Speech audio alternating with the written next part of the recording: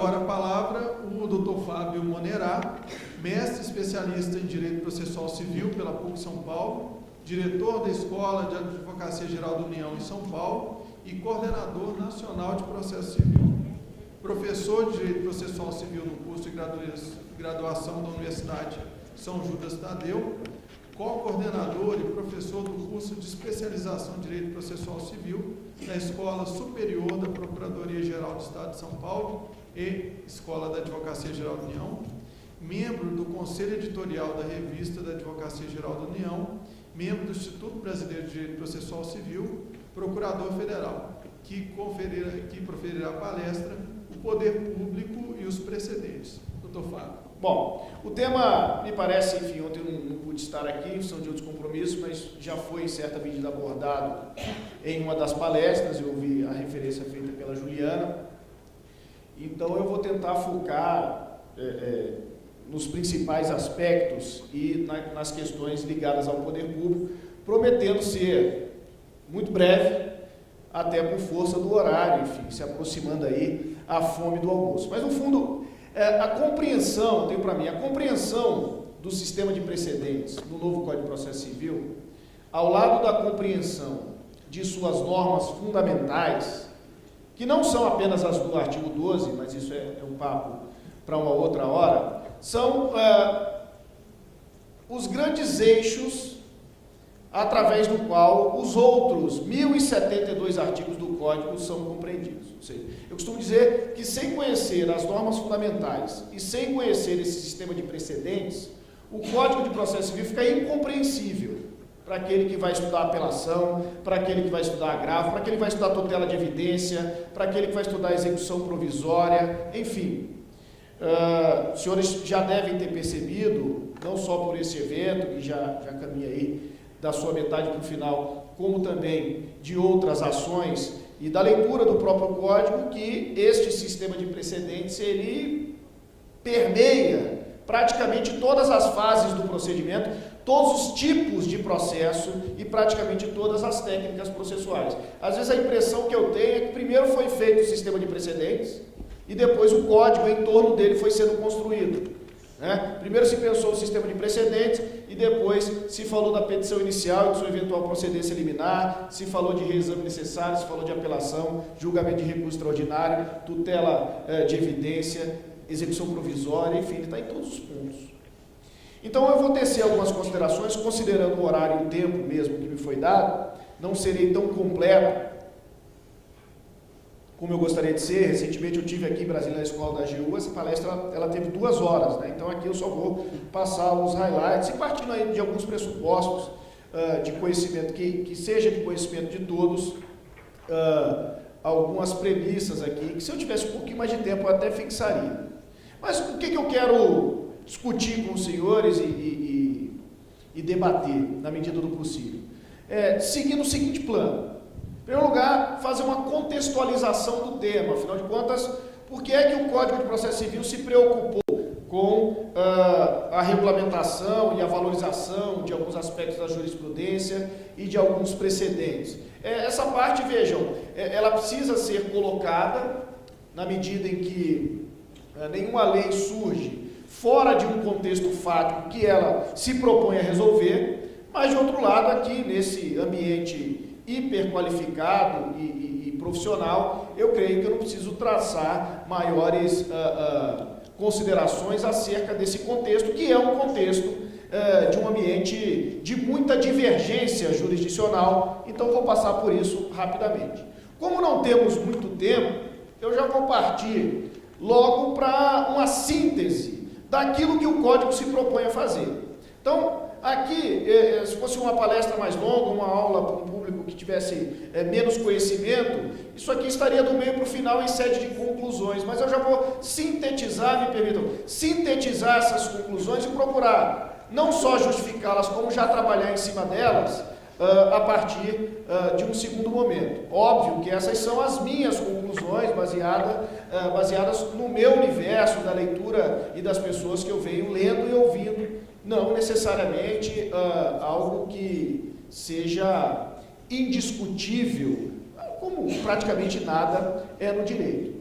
E até para justificar chegar a essas conclusões, considerando tratar-se de um código novo, eu vou trazer, na minha visão, os principais dispositivos que abrem o sistema de precedentes e que são as referências normativas para essas soluções, essas conclusões que eu quero chegar, como eu disse, vertendo um pouquinho logo no início. E aí, colocado o tema, ou seja, contextualizado, tirada algumas premissas e demonstrado os principais aspectos normativos, aí eu entro em uma parte final que, muito menos do que resposta, eu vou fazer muito mais provocações do quanto este modelo, do quanto este sistema de precedentes pode impactar com novidade na nossa atividade enquanto advogado público, uma vez que eu vejo que há a possibilidade de algumas modificações significativas. Algumas delas, inclusive, eu vou jogar aqui, mas serão objetos de intenso debate no Fórum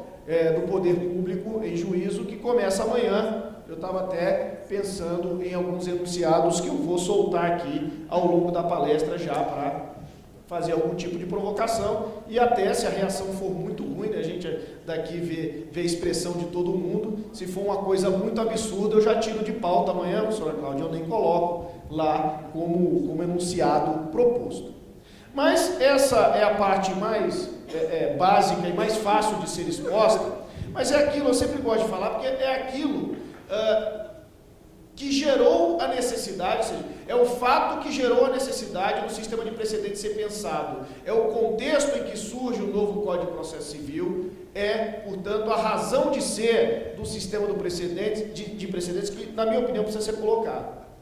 E no fundo é um problema que eu tenho certeza que é sentido por todos os senhores, é sentido pela advocacia privada, é sentido pelos empresários, pelas empresas e por toda a sociedade. Isso no âmbito tributário, no âmbito previdenciário, no âmbito do serviço público, servidores administrativos, enfim. E que problema é esse? Eu considero inevitável ambiguidade de parte do sistema normativo, que leva, meus caros, ou pode levar a mais de uma interpretação sobre o sentido e o alcance de uma mesma norma jurídica. O que é, como eu disse, algo inevitável e, portanto, previsível no campo do direito. E alguns vão dizer, sobretudo no âmbito acadêmico, doutrinário, que isso é sobretudo saudável. Agora, e o Código é de processo civil, ou seja, o Código regulamenta instrumento para o exercício de um poder estatal, que é o poder jurisdicional. Quando essa ambiguidade, ela ingressa no poder jurisdicional, no âmbito do poder judiciário, isso passa a se tornar perigoso, por um motivo. Dentre outras características da jurisdição, a jurisdição ela é, tudo bem, substitutiva da vontade das partes, imperativa e definitiva.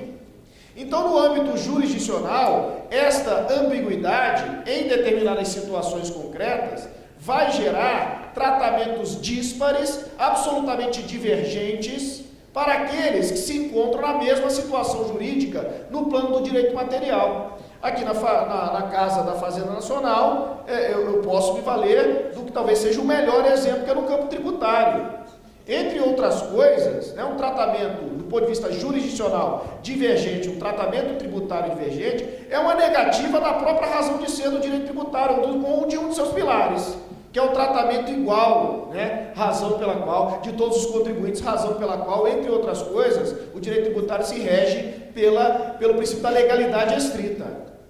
Ora, meus caros, de nada adiantaria este princípio da legalidade estrita, ou mais amplamente o próprio princípio da igualdade, leis que pretendessem tratar o contribuinte de uma forma igual, se no verdadeiro momento em que a lei interessa, ou seja, no verdadeiro momento que a lei vai surtir efeitos na vida do contribuinte, na vida da empresa, na vida do próprio Estado, eu puder, de uma maneira definitiva, obter um tratamento jurídico, jurisdicional, diferente daqueles que se encontram na mesma situação. Eu estou falando aqui, entre outras coisas, de um estabelecimento até de uma concorrência desleal. Olha, aquela contribuição é paga por todos os postos de gasolina, menos pelo meu.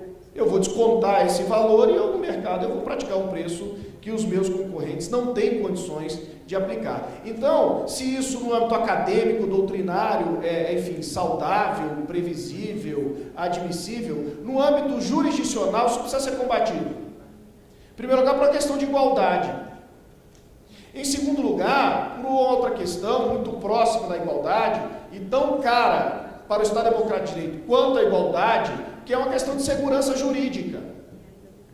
Não podemos conviver, nós advogados públicos e os contribuintes também, porque não, os administrados de um modo geral, não podemos conviver com essa insegurança, essa absoluta e total falta de previsibilidade, que nos leva a responder muitas vezes uma consulta de autoridade ou do próprio contribuinte no sentido, olha, depende, eu não sei se você vai cobrar, eu não sei se é 3% ou se é 10%, porque a primeira e a segunda Câmara dizem que é 3%, mas a quarta já diz que é 10%, a terceira dizia, mas agora mudou, tem que ver, porque o desembargador saiu de licença, enfim.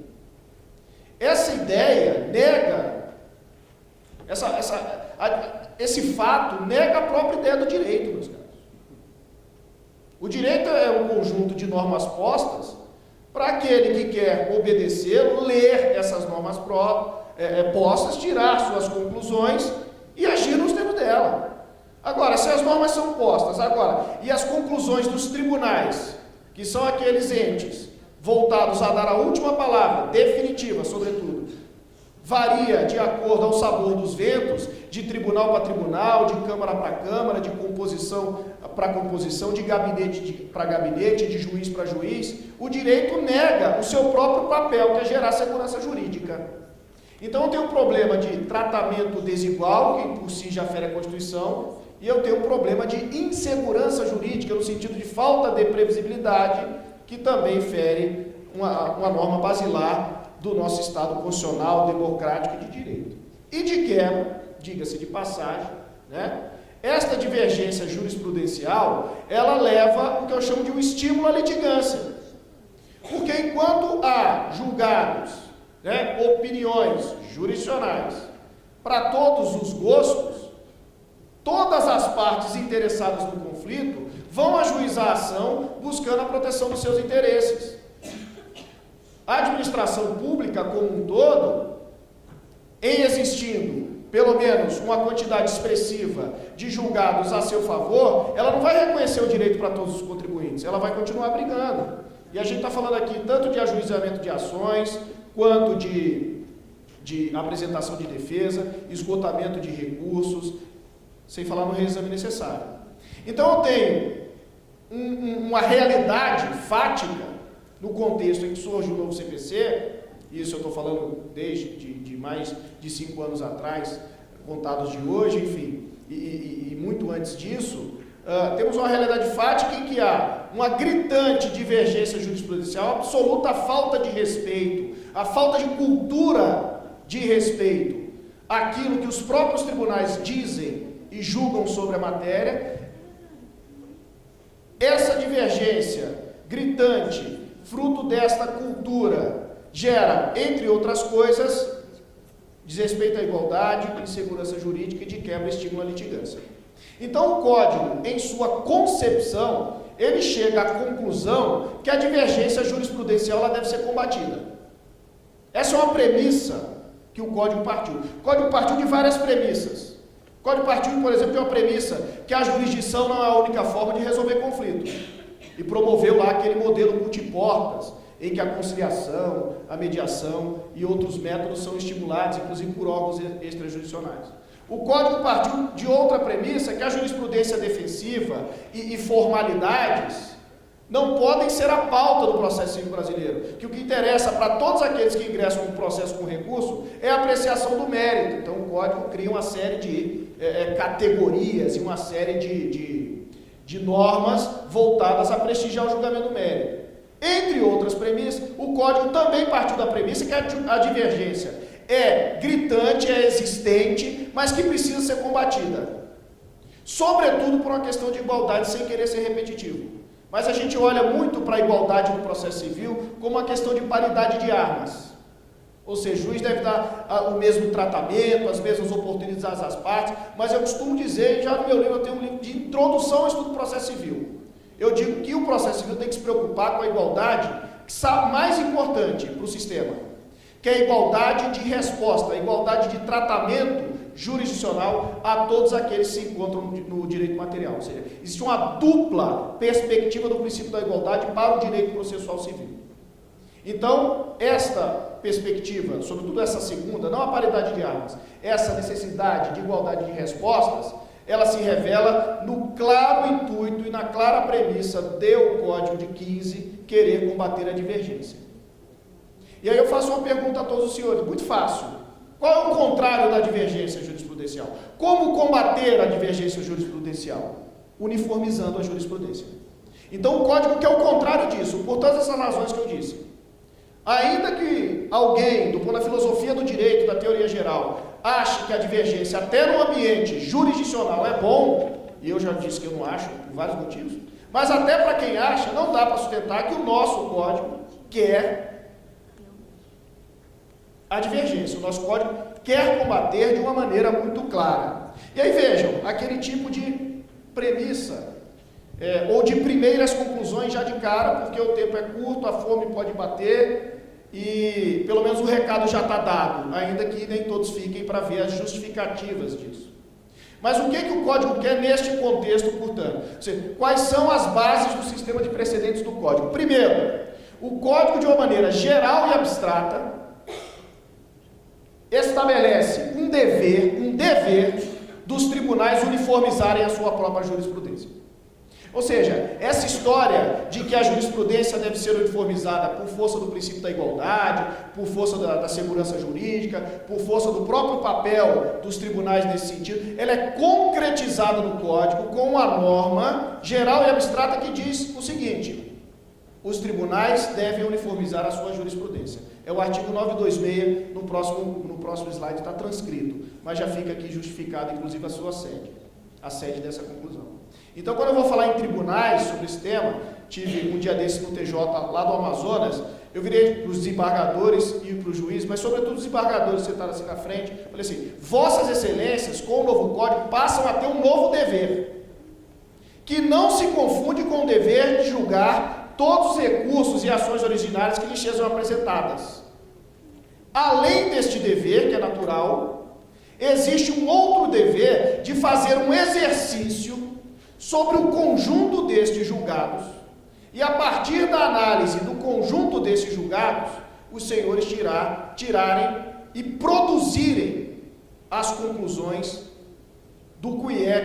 de qual é o entendimento pacificado ou dominante. E nesse contexto, uniformizarem a atividade de vocês, através de procedimentos próprios, inclusive. Vejam que é um dispositivo sem equivalente no CPC de 73. Não existia nenhum dispositivo no direito brasileiro, e eu não desconheço em outros ordenamentos, que digam, de uma maneira geral e abstrata, expressamente, que todos os tribunais devem uniformizar a sua jurisprudência. É um dever que o novo Código estabelece para todos os tribunais. Se vai ser cumprido ou não é um problema que a gente volta para discutir daqui a uns anos aqui, preferência aí nesse belíssimo auditório. Bonito, por sinal. Muito legal esse auditório aqui. Agora, a reboque, né? Fiquei impressionado, muito legal mesmo. A reboque do dever de uniformizar, que seria pouco, surge um dever de respeitar. Ou seja, não adiantaria nada os tribunais exercerem o papel de uniformizar na semana que termina agora sexta-feira, mas na segunda-feira eles já estarem desconsiderando aquilo que eles uniformizaram há pouco. Então, além de uniformizarem, diz o próprio 926, que o novo Código, aqui eu estou resumindo, devem respeitar a sua jurisprudência.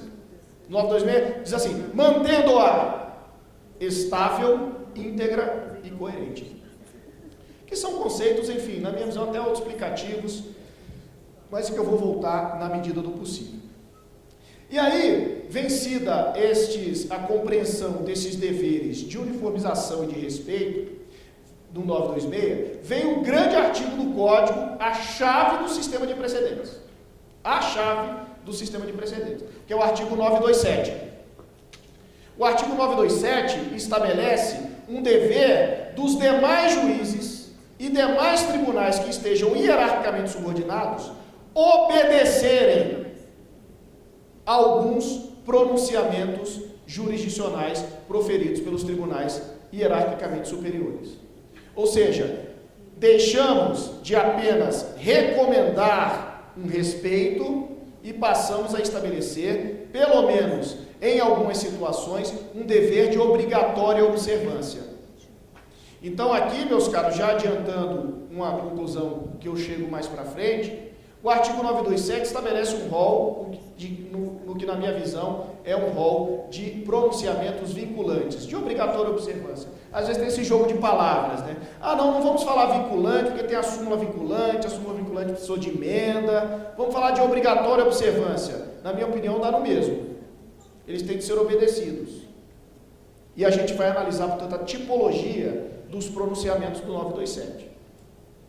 E todo esse sistema, essas são as três grandes premissas, todo esse sistema sugere a necessidade de quê? De criação de mecanismos de formação e de aplicação destes novos pronunciamentos, ou destes pronunciamentos que agora são vinculantes. Eles não são necessariamente novos. A novidade é que agora, se caso eles existam, eles são vinculantes. Então surge uma maior preocupação do próprio sistema, que deve refletir no operador, a partir de agora, uma maior preocupação de como se formar esse tipo de precedente, ou mais amplamente esse tipo de pronunciamento, e uma preocupação, e a escola, centro de estudos equivalentes, é o grande palco disso, uma preocupação no estudo e no desenvolvimento das técnicas de aplicação. Porque aplicar súmula em precedente, hipervalorizado pelo novo Código, repito, é uma técnica diferente de aplicar a lei. A lei, meus caros, todos sabem, é norma geral e abstrata fruto de vontade política do Poder Legislativo. Súmula e precedente não é norma geral e abstrata fruto de vontade política. Súmula e precedente é o produto da aplicação da norma geral e abstrata fruto da vontade política a várias situações concretas, ou pelo menos a uma situação concreta.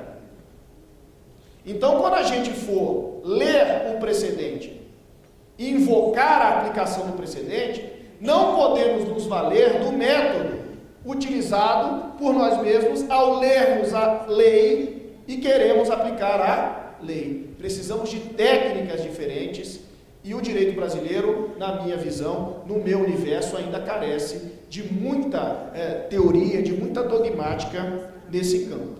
Mas temos um sistema que impõe o dever de uniformizar, impõe o dever do respeito, impõe o dever de obediência e gera novos problemas, porque não resolve tudo num passe de mágica, obviamente. E aí eu já passo para a letra do código, só para justificar minhas conclusões aqui, até porque vocês não veem, mas as plaquinhas elas são constantes, esses 5 minutos que teoricamente é de 5 minutos, mas para mim passa 2, tudo bem. Dá um desconto, eu voei, acordei cedo e tal, mas não tem ninguém depois de mim, estou atrapalhando ninguém, só o almoço de todo mundo, né, doutora Rita? Mas começou tarde, enfim. Então aqui, as duas primeiras justificativas. Ou seja, aqui no 926 caput tem a justificativa do tal dever de uniformização. Tá claro? Sim, não dá para discutir muito com essa letra aqui. Os tribunais devem uniformizar sua jurisprudência. É claro, e veja o simbolismo disso. É o artigo que abre o livro da ordem dos processos tribunais e meios de impugnação. É o primeiro artigo que fala de dever no tribunal, de papel no tribunal, não fala de julgar recurso, fala de uniformizar a jurisprudência. É muito importante esse dever para o Código. E vejam, existe uma sugestão no parágrafo 1º, na minha visão. O que está dito no parágrafo 1º? Na forma e segundo os pressupostos fixados no regimento, os tribunais editarão súmula correspondentes à sua jurisprudência dominante. Ou seja, o caput diz, os tribunais devem uniformizar. O parágrafo 1º diz, de que forma? Editando súmula. Ou seja, a súmula deixa de ser um costume jurídico. Tá? Eu não consegui ler metade, mas tudo bem.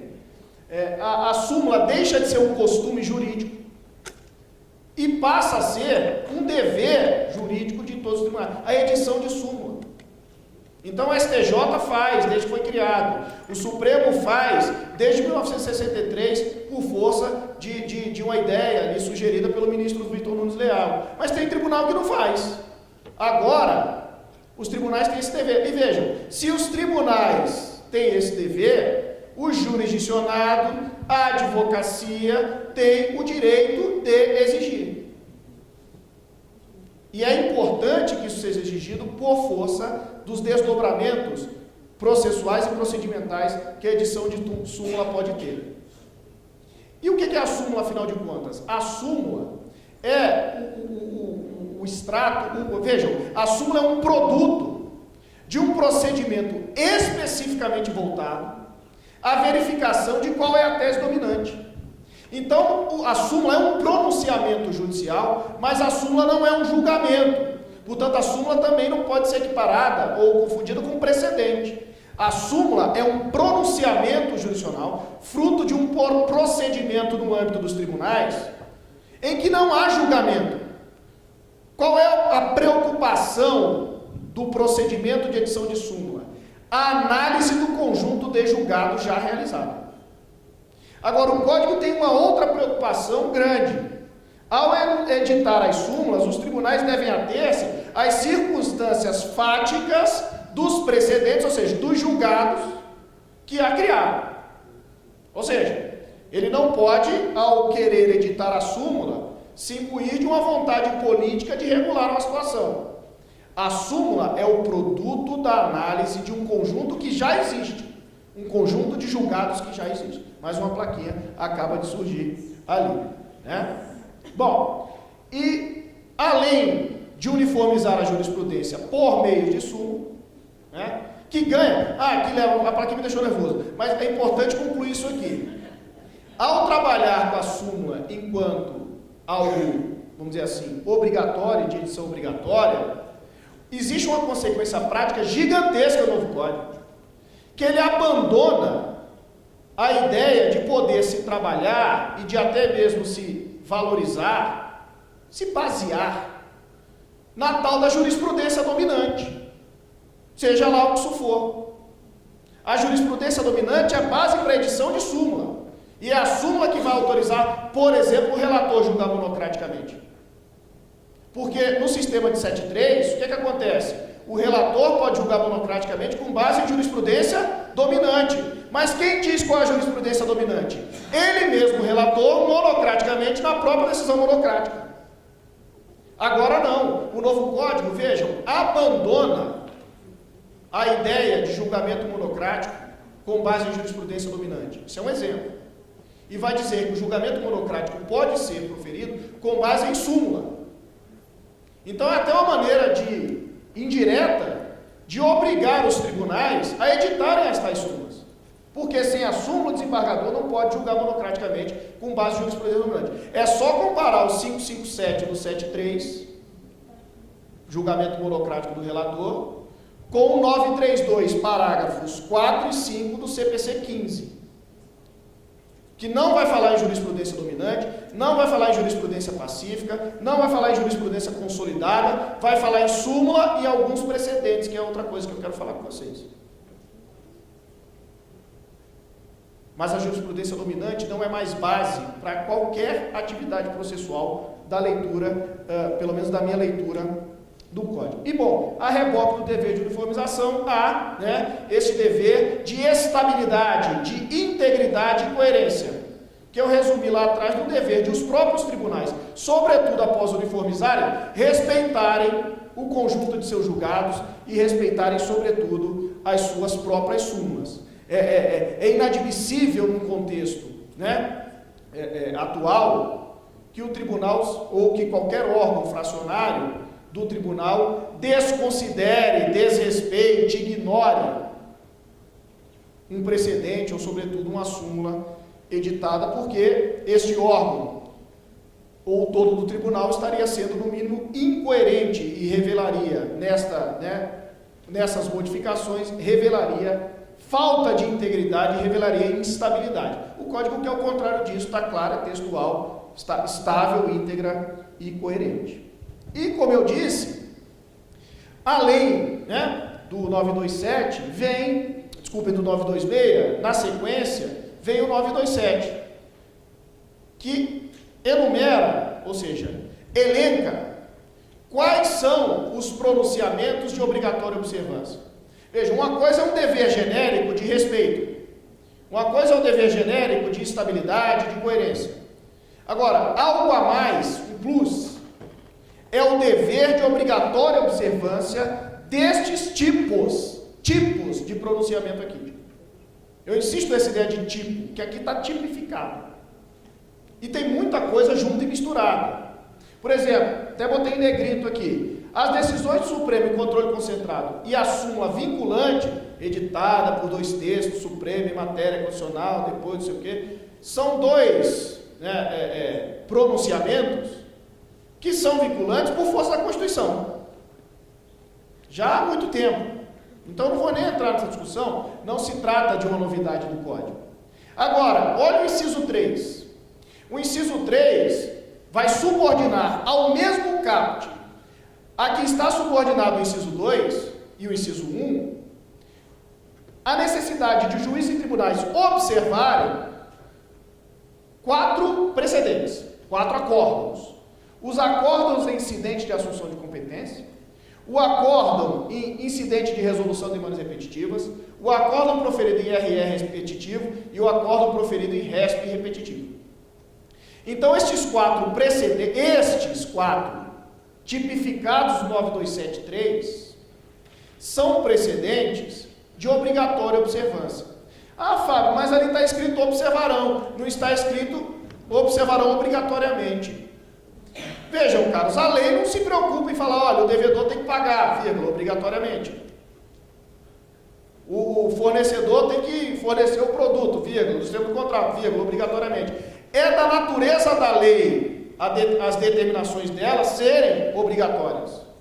Até porque, numa discussão que eu já tive com um juiz lá em Natal, que ele falava, observar, eu falei, então o que é observar? Ele falou, observar é olhar. Aí eu falei, beleza, então como é que funciona? Ele, eu observo, depois eu viro e julgo do jeito que eu quiser. Aí, bom, já que é para apelar, eu fui buscar o verbo observar, no texto do Código, já no artigo 1º. Porque o artigo 1º do Código vai dizer, o processo civil brasileiro será regido, disciplinado, ordenado nos termos da Constituição da República Federativa do Brasil, observadas as disposições desse Código. Ou seja, o que o Código quer, ele próprio é ser observado. Será que é obrigatoriamente ou apenas ser admirado? Bota ali na parede, não, estou observando, de longe, está dando para ler muito, mas eu estou observando. Lógico que essa observância é obrigatória, na minha modesta conclusão, infelizmente estou bem acompanhado, Estava discutindo aqui com o professor Marco, ele quer discutir ali o 4 e o 5, mas no 3, Vossa Excelência me acompanha, né, professor? Então, pelo menos no 3, vemos aqui um rol de precedentes de obrigatória observância. E aí, meus caros, para distinguir de todos os outros precedentes, porque qualquer julgado olhado por aquele que está vendo a história, olhando para trás, qualquer julgado é precedente. E é errado a gente pensar que no sistema do Código, os precedentes gênero são hipervalorizados, são vinculantes, são de obrigatória observância. O que o Código faz é selecionar alguns poucos precedentes. Estes aqui do 927. E até por isso, eu até mandei aqui para a revista da AGU, via capa, já tá bonitinho, tá para sair. Vou até lá de tarde, vou ver se saiu. Eu venho chamando esses precedentes, a falta de um melhor nome, só para distingui-los e destacá-los, de precedentes qualificados. Eu digo que os precedentes arrolados no 927 são precedentes qualificados, duplamente qualificados, qualificados por 2 motivos. Primeiro, por força da autoridade que eles têm dentro do sistema, traduzida pela obrigatória observância. E segundo, porque não vai dar tempo de falar aqui, óbvio, mas porque o Código se preocupa e muito com a qualidade do procedimento que os forma. Ou seja, é muito diferente o julgamento do Fábio versus operadora Claro, é muitíssimo diferente de um julgamento do mesmo caso, Fábio versus operadora Claro, agora selecionado pelo Tribunal Regional Federal da Primeira Região para ser o processo piloto onde foi instaurado o incidente de resolução de demandas repetitivas. São duas situações absolutamente diferentes. E aqui, aí vejam, aqui deve haver essa qualificação no procedimento para que se legitime a qualificação da autoridade do precedente. Isso tem a ver muito com fazenda pública, é o último slide, eu vou até adiantar e eu vou pular aqui o comentário aos outros incisos, mas vejam, há pelo menos uma sugestão aqui, apesar de aqui a divergência surgir um pouco mais, de que mesmo as súmulas não vinculantes do Supremo e do STJ também tenham este característica de deverem ser observadas obrigatoriamente, mas, enfim, o tempo urge, vamos dizer assim. Então, aqui, este primeiro desdobramento, para mim, muito já colocado. Ou seja, existe uma clara influência, mais do que influência, né? Ah lá, chegou o fim. Existe uma clara influência, tá, obrigado, Cláudio, valeu. Isso é uma clara influência da existência das súmulas e dos precedentes no conteúdo da decisão judicial que vem a versar sobre aquela matéria. Eu tiro isso do dever de respeito, estabilidade, coerência, e tiro isso, sobretudo, do 927, do rol do 927.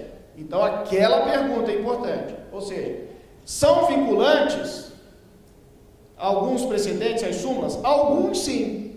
Quais? O do 927. E caso haja desobediência, dependendo do tipo de pronunciamento desrespeitado, cabe até reclamação. Mas aí há cortes, não cabe contra a súmula vinculante, mas não cabe contra a súmula comum, cabe contra precedente formado em demanda repetitiva, mas não cabe contra precedente formado em RRS repetitivo antes de esgotar da instância. Aí vejam, aí é outro tema, reclamação contra a decisão que desrespeita o pronunciamento do 927. Aí foge do meu tema aqui central, sistema de precedentes, que eu mal tenho tempo para tratar dele, né? Mas vejam, agora, isso aqui eu gosto sempre de destacar. Ou seja, além da influência no conteúdo, além do conteúdo de um precedente ou de uma súmula influenciar no conteúdo de uma decisão judicial futura, há uma enorme influência, e isso é sentido em todo o corpo do Código, da existência dessas súmulas e esses precedentes qualificados no procedimento. É clara a deformação do procedimento quando a causa versa sobre um tema já simulado ou um tema já enfrentado em sede de precedente qualificado. Eu já dei um exemplo do julgamento monocrático do relator. Ou seja, há uma autorização legal do que eu chamo de cortes procedimentais. Eu tenho menos atos processuais exatamente porque eu tenho súmula ou precedente qualificado. Porque vejam, eu corto o voto do segundo julgador, eu corto o voto do terceiro julgador, eu corto a sessão de julgamento, eu corto a sustentação oral, que caberia ali eventualmente, eu corto a lavratura do acórdão, eu corto todos estes atos para uma única decisão monocrática. O que implica em ser uma técnica, vejam, de aceleração processual. Ah, Fábio, mas isso já existia no CPC de CDD3. Bom, mas no CPC de CDD3 era com base em jurisprudência dominante. E no CPC de 15, eu já falei, é só com base em súmula ou um daqueles precedentes arrolados no artigo 927. Há outras técnicas, vejam, a própria técnica de indeferimento liminar no mérito da petição inicial eu acho que é o supra-sumo da técnica de aceleração processual. Né? Eu tenho a petição inicial e tenho a sentença de mérito. Quais atos foram cortados? Todos os outros. E aqui, mais uma vez, comparando no CPC de CDD3, que era o 285A, essa técnica de julgamento de improcedência liminar estava autorizada com base em aspas, precedentes do próprio juízo. Então, o juiz indeferia liminarmente o pedido, porque ele, juiz, já tinha sentenças de indeferimento total.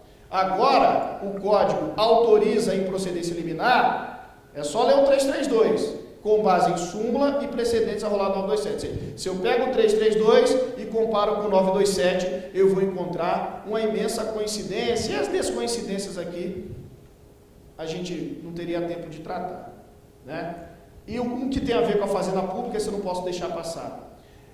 Se o juiz julgar, tomando por base uma súmula ou um dos precedentes do 927, o 496, parágrafo 4º, dispensa o reexame necessário, ainda que a sentença seja contrária aos interesses da fazenda pública, etc. Agora, aí um reflexo prático importante para a advocacia pública. Seguinte, se o juiz pode dizer que está se valendo daquela súmula ou precedente, se enquadra o caso, mas aquele precedente não se enquadrar ao caso, quer porque foi julgado em outro ambiente, quer porque houve ali um erro, vamos chamar assim, um erro de enquadramento. E, portanto, o fato de não caber reexame necessário não impede o procurador de recorrer. Agora, não para malhar ferro frio, não para atacar as mesmas conclusões já enfrentadas quando da produção do precedente. O procurador ele vai enfrentar para fazer uma distinção, para demonstrar que a situação enfrentada, onde se aplicou o precedente, no fundo aquele precedente não se aplica, por alguma peculiaridade. Costumo dizer, a descoberta e a demonstração de peculiaridades é o grande espaço da advocacia, pública e privada, é o grande espaço da advocacia num sistema de precedentes. Eu não vou agora mais entrar em juízo questionando os mesmos fundamentos tomados pela decisão que se formou o precedente. Eu vou entrar em juízo para falar, olha, o meu caso é diferente e é por isso que não se justifica a aplicação do precedente. Teria até alguns exemplos, mas eu gostaria de avançar. Eu tenho mais 3 observações para fazer. A primeira delas diz respeito, e me parece também capaz de ser abordada em uma palestra, enfim, própria, é que dentro desse sistema de valorização de precedentes, talvez os precedentes que sejam mais valorizados sejam os precedentes formados no ambiente de resolução de causas repetitivas. Causas repetitivas, todos sabem, são todas aquelas que se repetem, à luz basicamente da mesma causa de pedido, o mesmo pedido, em milhares de processos, em que só muda basicamente as partes, quando não só muda uma parte, né? Tributo Federal, outra parte sempre, a União, a Fazenda Nacional, etc. Então, este sistema de resolução de demandas repetitivas, ele conversa, ele integra o sistema de precedentes, mas ele é mais do que um sistema de precedentes apenas. Ele pode ser visto, e aqui é a minha outra provocação, como um sistema de gerenciamento de demandas, de recursos humanos, do judiciário e da advocacia, sobretudo pública. Por quê? Porque o sistema de julgamento de causas repetitivas, ele se estrutura de uma maneira a proporcionar o que eu chamo aqui, tratamento coletivizado dos processos repetitivos. Então as demandas são formalmente individuais, mas o tratamento dado pelo Código é como se fosse uma grande demanda coletiva. E há um tripé nesse sistema. A primeira perna, o primeiro pilar desse tripé, a concentração da solução da questão múltipla. Ou seja, a eleição de um processo piloto para que neste processo seja debatida todas as perspectivas argumentativas possíveis daquela questão. Mas será escolhido um único processo. Vejam o tamanho da importância da atuação da Procuradoria, se for o caso de matéria pública, neste processo. Porque é este processo que vai formar um precedente, já dito, precedente vinculante. Então a Fazenda ela tem que se preocupar sobremaneira com o monitoramento, acompanhamento e atuação dos procedimentos de formação de precedentes. Por quê? Enquanto isso, e aí o segundo pilar, que tem um quê de gerenciamento. Enquanto isso, ou seja, enquanto é solucionado o caso no âmbito concentrado, todos os demais processos ficam suspensos. Todos os outros que versem sobre aquela questão. Então aqui eu olho para os mecanismos de casos repetitivos, não só com uma técnica de formação de precedente, mas uma técnica de racionalização das demandas repetitivas. Porque se eu tenho 150 mil processos, em algum desses vai ter um prazo perdido, vai ter um juiz que vai dar um entendimento e não vai admitir o recurso, vai ter um processo que vai ficar para trás por força do pré-questionamento, vai ter uma atuação, convenhamos, contraproducente de um sujeito altamente qualificado, que é o procurador, que só vai ficar mudando o nome da parte e rodando a peça igual. Se eu suspendo os processos, nenhum ato processual é praticado. Tá para citação, não cita. Marcou audiência, não vai ter. Foi sentenciado, não intima. Intimou, não abre o prazo para recurso.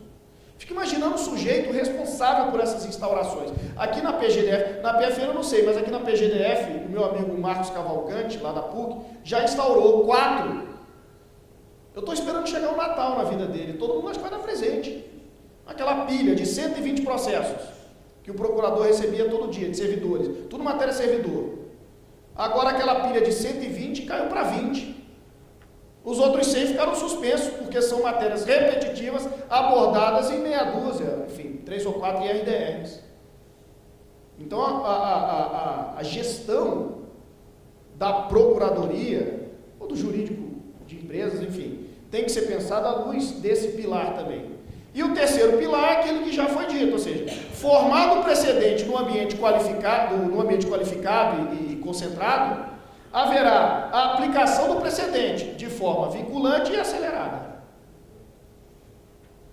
Então, o terceiro pilar é a uniformização na aplicação, vamos dizer assim, do precedente.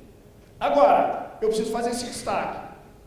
Considerando, que aqui abre uma brecha para a Fazenda Pública atuar também, considerando que, ao contrário do processo individual, o processo em que se vai se formar um precedente qualificado, né, vai ter esse efeito vinculante, vai ter essa força, eu não posso dar a este processo o mesmo grau, o mesmo tamanho de contraditória para a defesa e mesmo de publicidade. Ou seja, o sistema de formação de precedentes qualificados implica necessariamente na ampliação do contraditório, da motivação e da própria publicidade.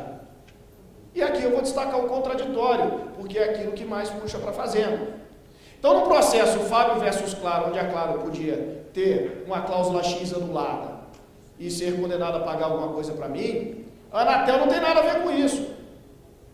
Não levaria para a Justiça Federal, né? Imagina, toda ação contra a Claro ou contra os operadores de celular, a Anatel ser citada. Ia ter que ter outra AGU só dentro da Anatel.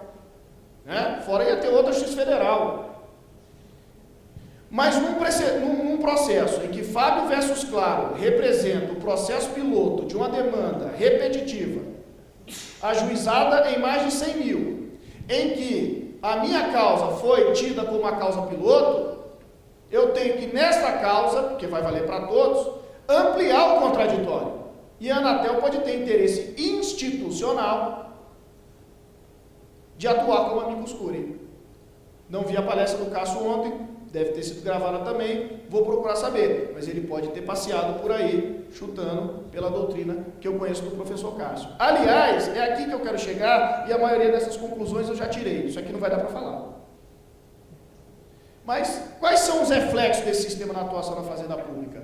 Os principais, eu vejo.